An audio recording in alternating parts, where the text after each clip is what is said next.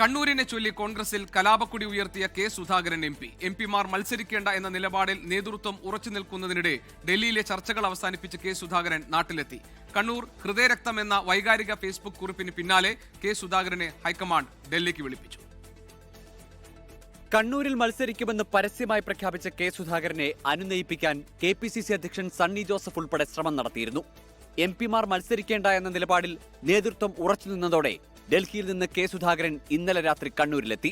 കണ്ണൂർ തന്റെ ഹൃദയരക്തമെന്ന് വൈകാരിക Facebook post, പിന്നോട്ടില്ലെന്ന് നേതൃത്വത്തിന് സൂചന. പിന്നാലെ അനുയായികൾ സുധാകരന്റെ വീട്ടിലേക്ക്.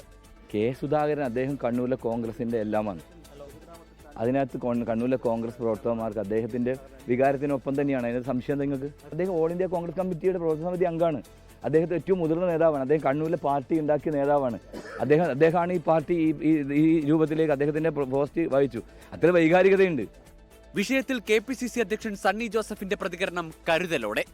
ഇല്ല, അതിനൊരു സംശയമില്ല. കെ സുധാകരൻ കണ്ണൂരിലെ സ്ട്രോങ്സ്റ്റ് ലീഡറാണ്. അദ്ദേഹം എന്നോട് പറഞ്ഞ പാർട്ടി തീരുമാനം അദ്ദേഹത്തെ അറിയിച്ച ആ തീരുമാനമായിട്ട് മുന്നോട്ട് പോകുന്ന പറഞ്ഞ് തീരുമാനം എടുത്തിട്ടില്ല.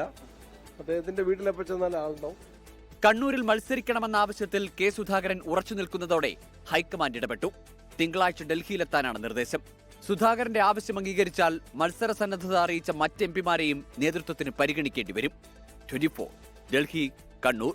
ലോകത്തെവിടെയായാലും ഏത് സമയത്തും 24 വാർത്തകളും ഓഗ്മെന്റഡ് റിയാലിറ്റി പാക്കേജുകളും എക്സ്പ്ലെയിനറുകളും വിശദമായി കാണാൻ ഞങ്ങളുടെ YouTube ചാനൽ നിങ്ങൾക്ക് സബ്സ്ക്രൈബ് ചെയ്യാം.